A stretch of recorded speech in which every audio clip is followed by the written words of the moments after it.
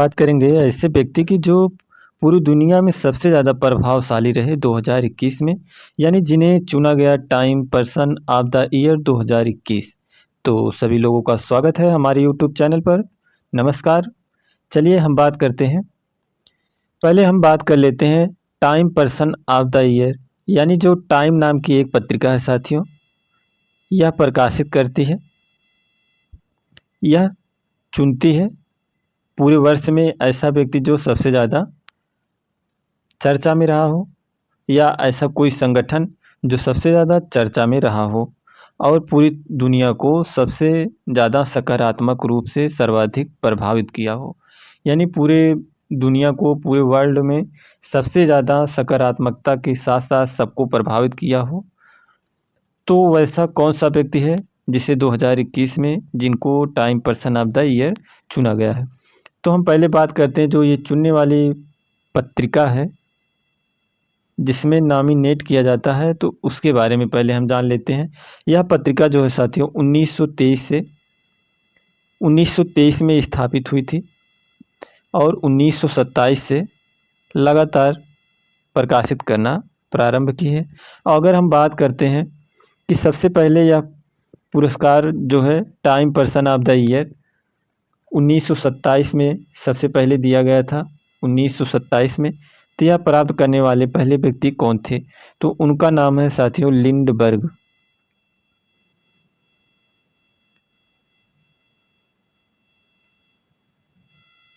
उनका नाम है लिंडबर्ग। यहाँ हम देख सकते हैं पीडीएफ में।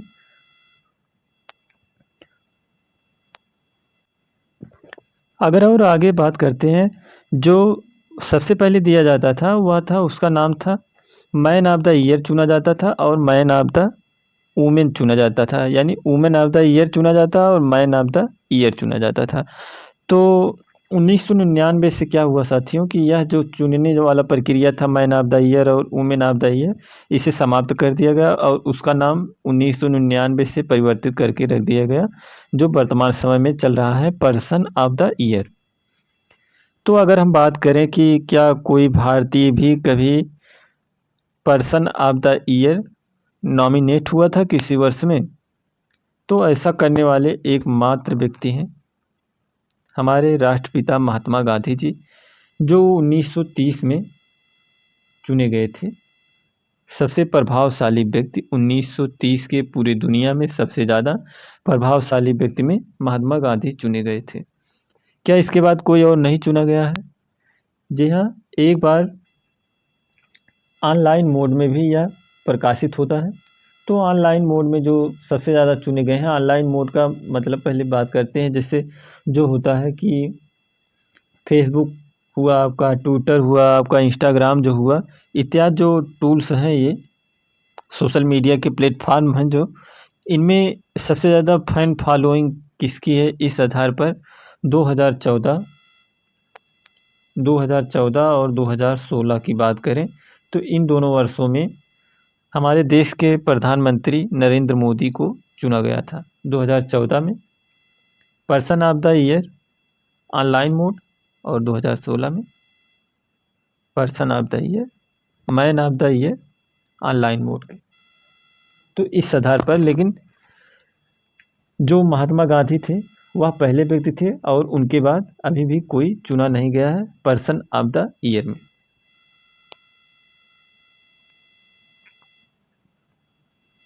और अगर हम बात करते हैं 2021 में किसे चुना गया है, तो उनका नाम है साथियों एलन मस्क। एलन मस्क जो है अमेरिका के रहने वाले हैं और यह जो पत्रिका है, यह पत्रिका भी अमेरिका से ही प्रकाशित होती है। तो जो पर्सन ऑफ द ईयर चुना गया है वह चुना गया है एलन मस्क को। एलन मस्क साथियों, इनकी कई कंपनियां चलती हैं और यह जो है सबसे ज़्यादा नवाचार को लेकर आते हैं, इनोवेशन को लेकर आते हैं। जैसे इन्होंने एक प्रोग्राम लॉन्च किया है जिसका नाम है स्टारलिंक प्रोग्राम। उनकी कंपनी है space x. Space x company जो है अंतरिक्ष में सैटेलाइट लॉन्च करने के लिए जानी जाती है। और जो इनकी प्राइवेट कंपनी अपने यहाँ जैसे इसरो है, तो इसरो जो है सरकारी है, लेकिन यह जो स्पेस एक्स है यह इनकी अपनी निजी कंपनी है। और नहीं तो वहाँ की जो अमेरिका की तो सबसे प्रचलित जो है वह वहाँ की कंपनी है नासा, जो अंतरिक्ष में सैटेलाइट, उपग्रह इत्यादि सब भेजने का कार्य करती है। लेकिन उनकी यह अपनी कंपनी है स्पेसएक्स। इसके माध्यम से उन्होंने एक प्रोग्राम चलाया है जिसका नाम है स्टारलिंक। स्टारलिंक के माध्यम से साथियों यह सैटेलाइट इतनी अधिक मात्रा में छोड़ना चाहते हैं, लगभग 15-20 हज़ार सैटेलाइट ये छोड़ना चाहते हैं, जो पूरी पृथ्वी को कवर करे। और पूरी पृथ्वी को कवर करेगा तो ये क्या चाहते हैं, जो हम सब जो आज डाटा उपयोग कर रहे हैं या फ़ोन से कहीं पर बात कर रहे हैं, इन सब से छुटकारा दिलाने के लिए ये सोच रहे हैं कि स्टारलिंक जो इनकी परियोजना है, सैटेलाइट माध्यम से हर जगह पर कभी नेटवर्क का प्रॉब्लम नहीं आएगा। जैसे आज हम लोग बात करते हैं टावर के माध्यम से, और जो डाटा लेते हैं, इंटरनेट चलाने के लिए जो डाटा प्राप्त करते हैं, यह भी हमें टावर के माध्यम से ही प्राप्त होता है। यानी हमारे मोबाइल में जो सिग्नल आता है उसी के आधार पर हो पाता है। लेकिन जब सैटेलाइट वाला होगा तो उससे काफ़ी आसानी होती है। तो यही सब है उनका, उनके जो सभी कंपनियां हैं उनके बारे में हम देख लेते हैं।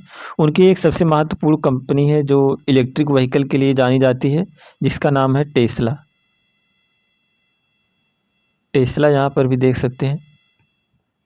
टेस्ला विद्युत वाहन निर्माता कंपनी है और जिसका मूल्य है $1.02 ट्रिलियन।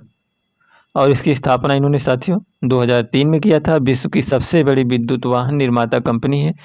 जो टेस्ला अभी अपने कार इलेक्ट्रिक व्हीकल यानी बैटरी वाली कार को लेकर भारत में आना चाहती थी, लेकिन भारत में उसका जो परीक्षण हुआ है सफल नहीं हो पाया, क्योंकि उसका जो बॉडी है, आगे का जो शो है उसका काफ़ी नीचे है। लेकिन यहाँ जो भारत में सड़कें हैं काफ़ी, यहाँ पर जो ब्रेकर यानी बैरियर जो बनाए जाते हैं सड़कों पर, वो उसे पार नहीं कर पाएगी। यानी उसका जो आगे का पोर्शन काफ़ी एकदम ज़मीन से सटा हुआ होता है। तो यहाँ पर यहाँ की सड़कों पे चलने में वह सक्षम नहीं है। और भारत सरकार उस पर टैक्स भी इतना लगा दी कि यहाँ पर वो इतनी महंगी हो जाएगी कि आम लोगों के लिए खरीदना बहुत मुश्किल हो जाएगा। और आगे बात करते हैं हम स्पेसएक्स की। स्पेसएक्स की बात करें तो स्पेसएक्स जो है $100 बिलियन की कंपनी है इनकी, जिसकी स्थापना 2002 में किया था। अमेरिकी व्यावसायिक अंतरिक्ष बाजार की सबसे बड़ी कंपनी है और इसी के माध्यम से हम अभी बात कर रहे थे जो स्टारलिंक इनका प्रोग्राम है, एक स्टारलिंक प्रोग्राम। और आगे देखते हैं हम एक ओपन एआई यानी कृत्रिम बुद्धिमत्ता जो होता है, यानी ऐसी मशीनें जो इंसानों की तरह से सोच समझ सकती हैं, जिन्हें कहा जाता है एआई यानी आर्टिफिशियल इंटेलिजेंस, उस आधार पर काम करती हैं। तो उसकी स्थापना इन्होंने 2015 में किया था। वर्ष 2018 में मस्क द्वारा कंपनी के बोर्ड से त्यागपत्र 2018 में इन्होंने कंपनी से त्यागपत्र दे दिया था। और न्यूरालिंक की एक परियोजना इनकी है, न्यूरो टेक्नोलॉजी के क्षेत्र की कंपनी है और इसका मूल्य जो है लगभग $500 मिलियन है और जिसकी स्थापना इन्होंने 2016 में की थी। और न्यूरालिंक के बारे में अगर हम बात करें तो न्यूरालिंक एक ऐसा प्रोग्राम है, इन्होंने लगभग 10 बंदरों के माइंड में यानी दिमाग में एक ऐसा चिप लगाया कि जिससे पता चले कि बंदर जो हैं अपने दिमाग में क्या सोच रहे हैं। और उनके दिमाग को रीडिंग करने के लिए इन्होंने बाकायदा कंप्यूटर वगैरह पे उनके दिमाग के सिग्नल को पढ़ने के लिए प्रोग्राम किया, जिससे कि कोई भी आगे अगर यह प्रोग्राम इनका प्रयोग सफल रहता है तो इंसानों के दिमाग में वह चिप लगाकर यह देखा जा सकता है कि इनके दिमाग में क्या चल रहा है, क्या नहीं चल रहा है। तो इसका फ़ायदा भी हो सकता है, नुकसान भी हो सकता है, क्योंकि अगर कोई किसी के दिमाग की बात यानी मन की बात जान लेगा तो काफ़ी खतरनाक हो सकता है।